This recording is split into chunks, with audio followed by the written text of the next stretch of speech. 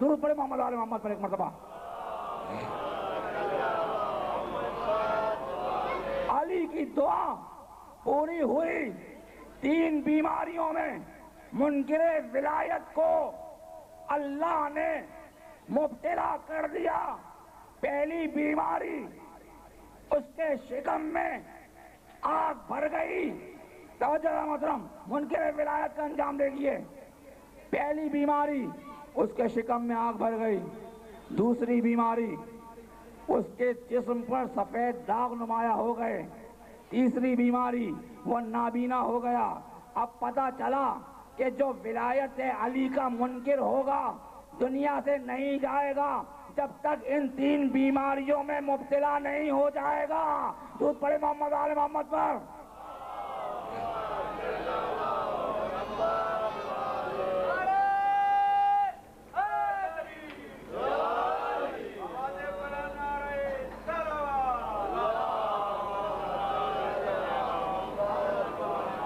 منکر ولایت دنیا سے نہیں جائے گا جب تک 3 بیماریوں میں مبتلا نہیں ہو جائے گا.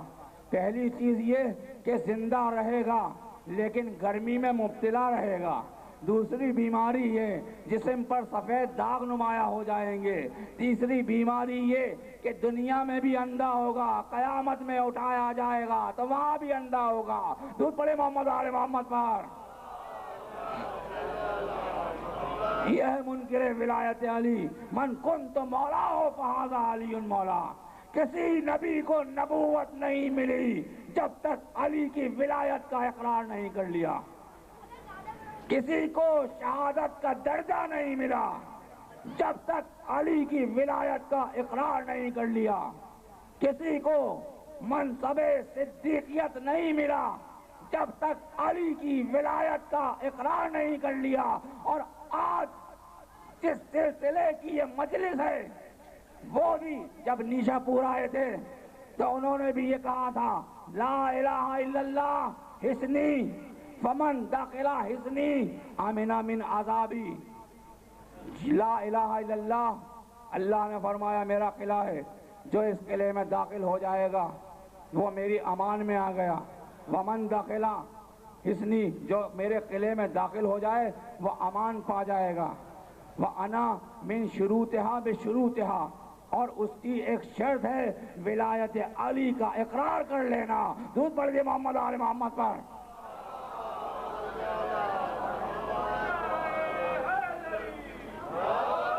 تو عزیزان محترم، ہمیں کوئی ندامت نہیں ہے، ہمیں کوئی پشیمانی نہیں ہے. ہم جسے مانتے ہیں جو ہمارا رہبر ہے وہ دنیا میں بھی رہبر ہے، قیامت میں بھی ہمارا رہبر ہوگا. وہ فقط دنیا میں ہمیں نہیں بچاتا، وہ ہمیں قبر میں بھی بچائے گا، حشر میں بھی بچائے گا. درود پڑھے محمد آل محمد پر. اور پھر وہ ذات کہ جس کے لیے کہا گیا کہ اغزاکم علی، تم میں بہترین ذات اگر کوئی ہے فیصلہ کرنے والی تو وہ علی کی ذات ہے. اور کوئی فیصلہ ہو، ہر فیصلہ علم کا متقاضی ہوتا ہے. ہر فیصلہ ہوتا ہے، ہر فیصلہ علم کا متقاضی ہوتا ہے. کبھی کسی جاہل کو مسند خلافت پر نہیں بٹھایا جاتا، کسی جاہل کو مسند خلافت پر نہیں بٹھایا جاتا. فیصلہ کوئی بھی ہو، علمی فیصلہ، وقت اور حالات کو پیش نظر اور مد نظر رکھ کر کیا جاتا ہے. درود پڑھے محمد آل محمد پر. ہر شے میں چاہے وہ جاندار ہو چاہے وہ بے جان ہو، علی کی ولایت لازمی ہے. اقرار ولایت کرنا جز ہے، ایمان ہے، عقیدہ ہے. ولایت علی کا اقرار کرنا. منکر ولایت دنیا سے جائے گا، بیماریوں میں مبتلا ہو کر جائے گا. جو دنیا میں علی کا احترام نہ کرے اس کی دنیا بھی خراب ہے، آخرت بھی خراب ہے. درود پڑھے محمد آل محمد پر.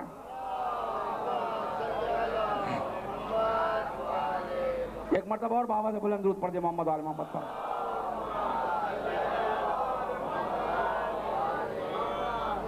اور میں نے ایک جملہ کہا کہ منکر ولایت دنیا سے جائے گا تو بیمار ہو کر جائے گا. ایک مرتبہ اور بآواز بلند درود پڑھ محمد آل محمد صاحب.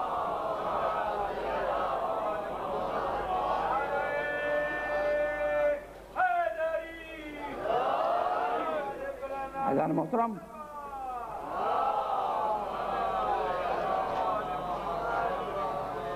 اس منزل پر آپ کو روکوں. اور میں نے ایک جملہ اور کہا کہ ہر فیصلہ علم کا متقاضی ہوتا ہے. ہر فیصلہ علم کا متقاضی ہوتا ہے کہ اس منزل پر کس وقت کیا کہنا چاہیے اور کون سی چیز کن حالات کے تحت ہونا چاہیے. توجہ چاہتا ہوں حضرات کی. مثال کے طور پر فتویٰ آیا ہوا ہے فلاں چیز حرام ہے، فلاں چیز حرام ہے، فلاں چیز حرام ہے. اب اگر کوئی اسلام دشمنی ہے، فتوے کی ضرورت کیا ہے؟ یہودی ہمارا دشمن ہے. سورہ مبارکہ ممتحنہ کی پہلی آیت، یا ایھا الذین آمنوا لا تتخذوا عدوی وعدوکم اولیاء من دون اللہ.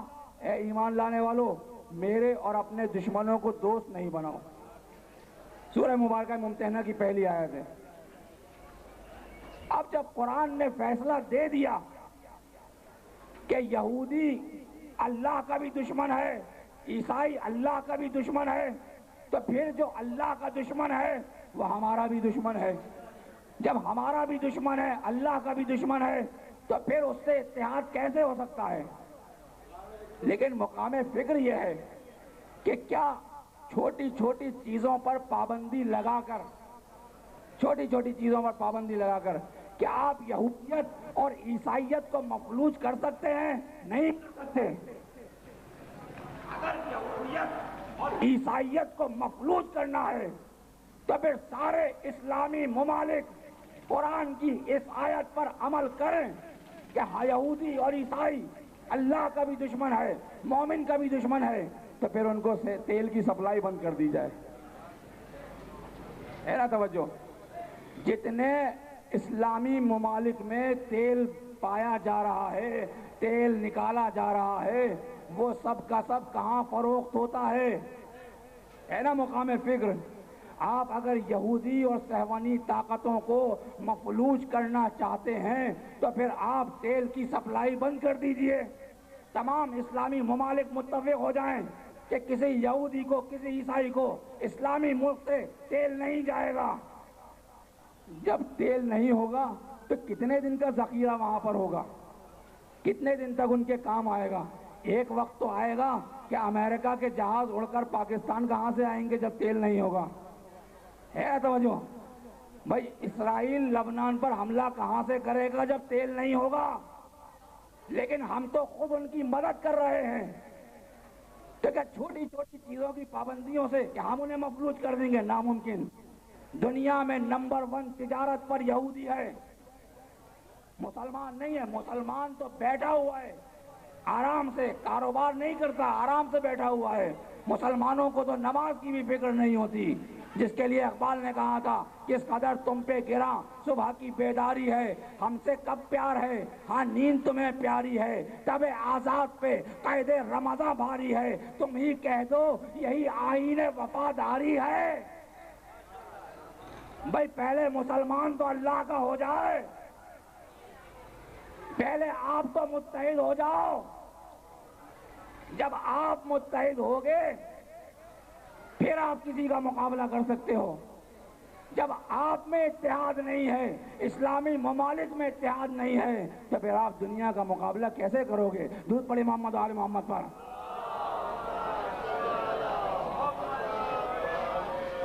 تو عقل جس چیز کو تسلیم نہیں کرتی اس چیز کو ہم نہیں مان سکتے. چھوٹی چھوٹی چیزوں سے یہودی اور صہیونی طاقتوں کو مفلوج نہیں کیا جا سکتا. اگر دل میں محبت آل محمد ہے، حب ولایت ہے، تو پھر مسلمانوں کو ایک ہو جانا چاہیے. ہر لمحہ، ہر موقع مسلمان کو ایک ہونا چاہیے. اور جب مسلمان ایک ہوگا تو مل کر سب کا مقابلہ بھی آسانی سے کیا جا سکتا ہے. بآواز بلند درود پڑھیں محمد آل محمد پر.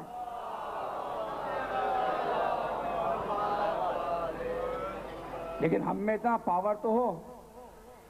میں نے ایک جملہ کہا کہ کوئی نبی کو نبوت نہیں ملی جب تک ولایت کا اقرار نہیں کر لیا. ایک شخص مولا امام زین العابدین کی خدمت میں آیا اور آنے کے بعد کہتا ہے کہ آپ یہ دعویٰ کرتے ہیں کہ حضرت یونس کو مچھلی نے اس لیے نگل لیا کہ انہوں نے آپ کے دادا کی ولایت کا اقرار کرنے میں تردد سے کام لیا تھا. میرے مولا نے کہا کہ بالکل میں صحیح دعویٰ کرتا ہوں. کہا میں اس بات کو یقین نہیں رکھتا, میں اس پر ایمان نہیں رکھتا. کیا صحیح کہتے ہیں؟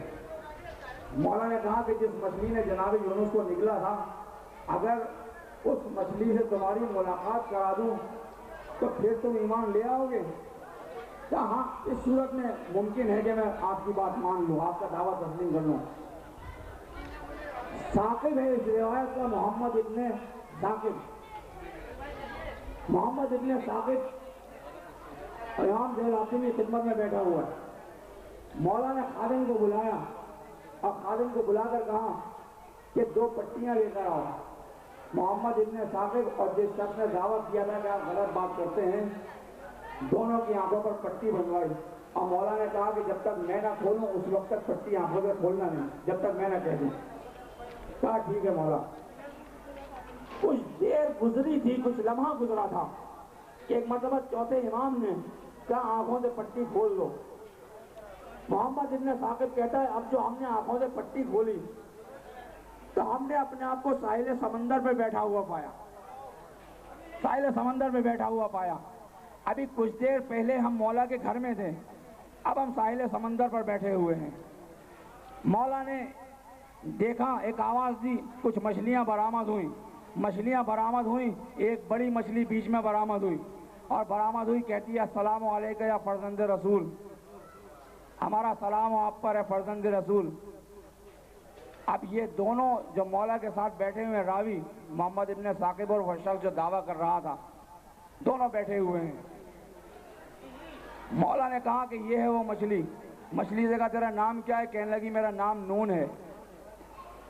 کہا تو نے جناب یونس کو کیوں نگلا تھا؟ آپ دیکھیے ولایت کا اقرار. اب مچھلی کو اللہ نے قوت گویائی عطا کی, اور قوت گویائی کس انداز سے عطا کی؟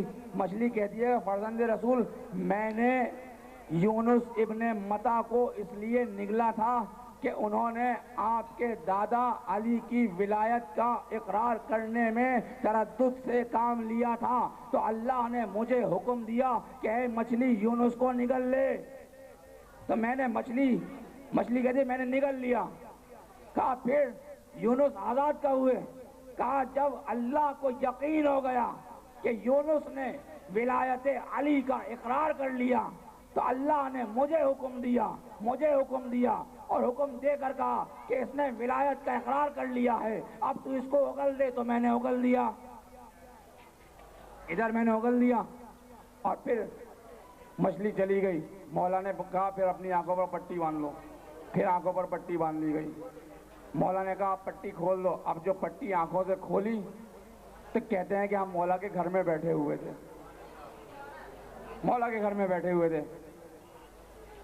اب محمد ابن ثاقب کہتا ہے فرزند رسول کیا معجزہ تھا آپ کا, یقین آ گیا, ایمان تازہ ہو گیا.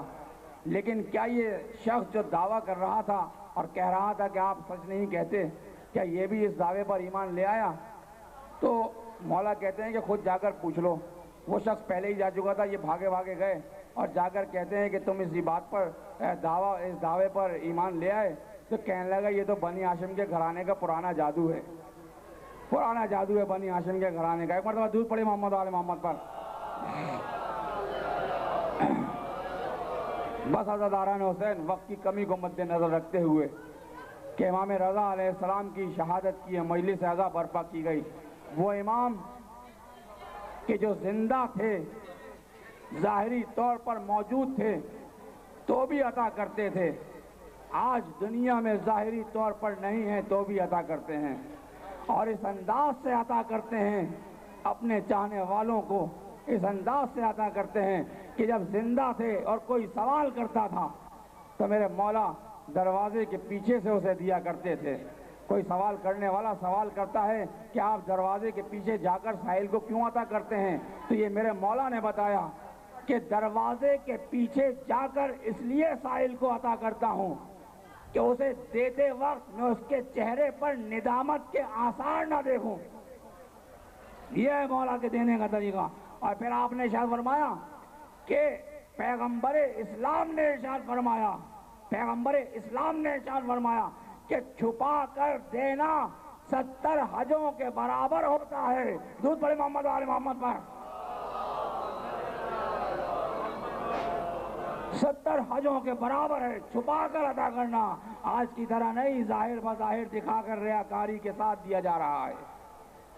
نہیں، اگر کسی سائل کو عطا کرنا ہے تو خاموشی سے عطا کرو، چھپا کر عطا کرو۔ بس عزاداران حسین، یہ وہ در ہیں کہ جہاں لوگوں کو عطا کیا جاتا ہے۔ کوئی سائل اگر اس در پہ آ جائے تو اسے خالی ہاتھ واپس نہیں کیا جاتا۔ یہ زمانہ تھا کہ ایسے ایسے ہادیان رہبر و دین کو دنیا میں حکومتوں نے برداشت بھی نہ کیا، اور میرے مولا کو مدینے سے خراسان کی طرف طلب کیا گیا، اور خراسان سے طلب کرتے ہوئے عزیزان محترم چند چیزیں ہیں جن میں بڑی مماثلت پائی جاتی ہے۔ پیغمبر اسلام اور امام رضا میں مکہ چھوڑتے ہوئے ایک مماثلت پائی جاتی ہے۔ پیغمبر اسلام جب مکے سے نکل رہے تھے تو مکے سے نکلتے ہوئے پیچھے مڑ مڑ کر دیکھتے جاتے تھے اور کہتے جاتے تھے کہ اے مکہ، مجھے معلوم ہے کہ میں تجھ میں واپس آؤں گا، لیکن میری محبت کا عالم یہ ہے کہ میں تجھے چھوڑنا گوارا نہیں کر رہا۔ ایک مماثلت امام حسین علیہ السلام سے میرے مولا امام رضا کی، کہ میرے مولا حسین 28 رجب کو جب مدینے سے نکل رہے تھے تو مدینے سے نکلتے پہلے نانا کے روزے پر آئے، اور نانا کے روزے پر آ کر کہا، نانا آپ کی بیٹی کا بیٹا آیا ہے، نانا آخری رخصت کے لیے آیا ہے۔ پھر یہی میرے مولا حسین مادر گرامی کی قبر پر گئے، مادر گرامی کی قبر پر جا کر میرے مولا نے کہا، اماں حسین آیا ہے، اماں جسے تو نے چکیاں پیس پیس کر پالا تھا، اماں وہ حسین آیا ہے۔ عزاداران حسین، خدا آپ کو کوئی غم نہ دے سوائے غم حسین کے، جب میرے مولا امام رضا مکے سے نکل رہے تھے تو کہہ رہے تھے، اے مکہ، مجھے معلوم ہے میں واپس نہیں آؤں گا، میں واپس نہیں آؤں گا۔ یہ کہتے ہوئے مکہ سے نکلے، گھرانے کو الوداع کہا، مدینے پہنچے، اپنے جد کی روزے پہ پہنچے، مادر گرامی فاطمہ زہرا کے روزے پر پہنچے، الوداع کہا، اور یہ میرے مولا رضا الوداع کہہ کر خراسان کی طرف پہنچے۔ اور میں مختصر کرتے ہوئے مصائب کو یہ کہوں کہ امام میرے مولا جانشین رسول اور مامون کے دربار میں پہنچے۔ مامون نے انگوروں کا ایک خوشہ میرے مولا کے سامنے رکھا، میرے مولا کے سامنے رکھا، اور رکھ کر کہتا ہے، فرزند رسول تناول فرمائیے۔ میرے مولا کہتے ہیں، میں نہیں تناول کرتا، کہتا ہے مولا تناول کیجئے، بہترین انگور ہیں، انگوروں میں زہر ملا ہوا ہے۔ ایک مرتبہ میرے مولا نے 3 دانے انگور کے تناول کیے، مولا کھڑے ہوئے، ابا سلط سے کہتے ہیں، ابا سلط چلو۔ مامون کہتا ہے، فرزند رسول کہاں جا رہے ہیں؟ کہا، مامون جہاں تو بھیجنا چاہ رہا تھا میں وہاں جا رہا ہوں۔ میرے مولا مامون کے دربار سے اپنے گھر تشریف لائے، اپنے گھر تشریف لائے، خدا آپ کو کوئی غم نہ دے سوائے غم حسین کے، مولا اپنے گھر تشریف لائے، کہا ابا سلط دروازہ بند کر دو، ابا سلط دروازہ بند کر دو۔ ابا سلط نے دروازہ بند کیا، میرے مولا نے کہا میرا بیٹا آئے گا، ابا سلط مجھے غسل و کفن دے گا، میرا بیٹا آئے گا۔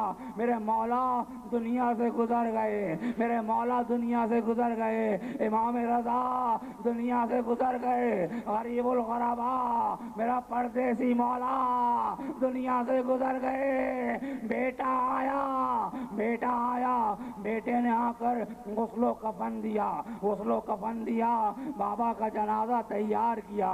ہاں عزاداران حسین، حسین کے عزاداروں، غریب الغرباء، امام رضا جب چلے تھے وطن سے تو ایک بہن کو چھوڑ کر چلے تھے جس کا نام تھا فاطمہ بنت موسیٰ، جسے معصومہ قم کہا جاتا ہے۔